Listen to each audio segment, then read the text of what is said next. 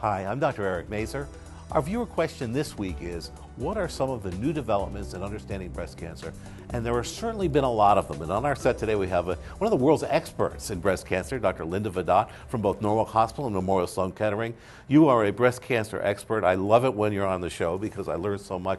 And there have been tremendous developments in understanding risk and therapy. Can you just give us some idea of what's going on? I mean, you know, the breast cancer world, it's like a tsunami of information.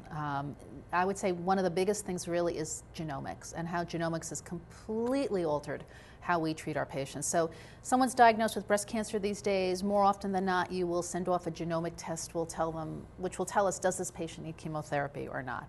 I mean, when I think back to 15 years ago, it was like pretty much everybody got chemotherapy. You know, on the other end of it, HER2/neu is a characteristic of breast cancer, and we know it makes cells grow really quickly. And we have two drugs that we use up front, which completely obliterates that HER2, all the badness associated with HER2/neu. So this is real targeted therapy. Oh yes, it's really changed. You know, and that's why we see that so many patients are living longer, better lives than they ever did before. And less toxicity? Oh, much less toxicity, less long-term toxicity. I mean, I think, you know, the focus used to be really on just living in the moment and just sort of getting that tumor under control in the moment with really very little thinking about, you know, how is somebody going to feel in a year or 2 or 3 years. And some of the therapies we use could cause, you know, lifelong issues, Absolutely. you know, not only in terms of affecting the heart, but affecting, you know, blood counts and development of leukemia.